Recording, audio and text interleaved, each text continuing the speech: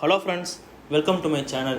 இன்றைக்கி நம்ம எந்த படத்தோட ரிவ்யூ பார்க்க போகிறோன்னு பார்த்தீங்கன்னா 2023 ரிலீஸ் ஆன லீவ் த வேர்ல்டு பிஹைண்ட் இந்த படத்தோட ரிவ்யூ தான் நம்ம பார்க்க போகிறோம். அதுக்கு முன்னாடி நான் ஒன்று சொல்லிடுறேன். இந்த படம் வந்து பார்த்தீங்கன்னா லீவ் த வேர்ல்டு பிஹைண்ட் ஒரு புக்கை தழுவி எடுக்கப்பட்ட படம். நம்ம சேனலுக்கு புதுசாக வரவங்க மறக்காமல் சப்ஸ்கிரைப் பண்ணி பெல் பட்டனை கிளிக் பண்ணிடுங்க. இப்போ வாங்க நம்ம ரிவ்யூக்குள்ளே போகலாம். இந்த படத்தோட ஹார்ட் ஆஃப் த ஸ்டோரி என்னென்னு பார்த்தீங்கன்னா, படத்தோட ஹீரோயின் வந்து ஒரு பிளான் பண்ணுறாங்க. அதாவது நம்ம பிளானே பண்ணாமல் ஒரு வெக்கேஷன் ஸ்பாட், அதாவது டூர் ஸ்பாட்டுக்கு போவோன்னு பிளான் பண்ணி அவர் ஹஸ்பண்டு 2 பசங்களை கூட்டிகிட்டு போகிறாங்க. அங்கே ஒரு வீடை ரெண்ட்டுக்கு எடுத்திருக்காங்க. அங்கே போய் பார்த்தா அவங்க எலக்ட்ரானிக் கேட்ஜெட்ஸ், அதாவது ஒய்ஃபை இந்த மாதிரி எதுவுமே வேலை செய்யலை. அதனால் என்ன பண்ணுறாங்க, சரி எதுவுமே வேலை செய்யலை விடு அப்படின்னு அவங்க ஃபேமிலியாக பீச்சுக்கு போய் ரெஸ்ட் எடுத்து நல்லா என்ஜாய் பண்ணிகிட்டு இருக்காங்க.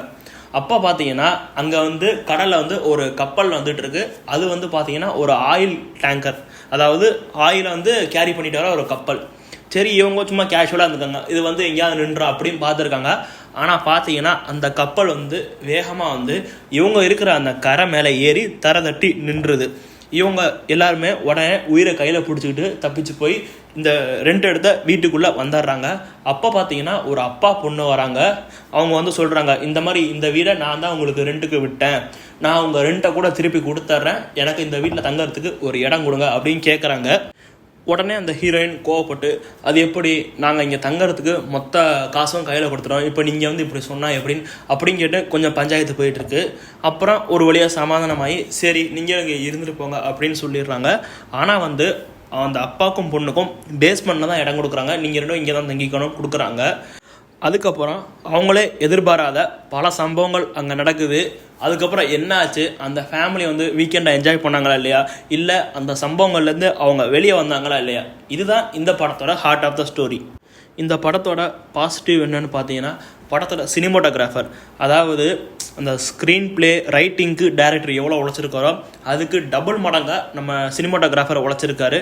ஒரு சாதாரண சீன் தான், அதை வந்து இந்த மாதிரி யாருமே பெஸ்ட்டாக எடுக்க முடியாதுன்ற அளவுக்கு ஒரு சீனில் அவர் சினிமோட்டோகிராஃபி வேலையை அவ்வளோ சூப்பராக காட்டியிருப்பார். அதெல்லாம் பார்த்து நான் ரொம்ப மிஸ்மரைஸ் ஆகிட்டேன். நான் பார்க்குறேன், என்னடா அது ஒரு சாதாரண சீனு, இப்போ ஒரு 4 பேர் இருந்து பேசிக்கிட்டு இருக்காங்கன்னா அந்த இடத்துல சினிமோட்டோகிராஃபி எப்படி வைப்பாங்க. இது வந்து ஒரு எக்ஸாம்பிளுக்கு தான் சொல்கிறேன், படத்தில் நடந்த கதை இல்லை.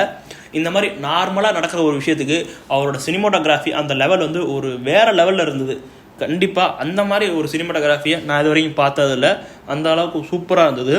அந்த ஒவ்வொரு சீனுக்கு மட்டும் இல்லை, படத்தில் வர ஒவ்வொரு சீனுக்குமே அவர் டைரக்டரை விட நடித்த ஆர்டிஸ்ட்டை விட ரொம்பவே கடுமையாக உழைப்பு போட்டிருக்காரு.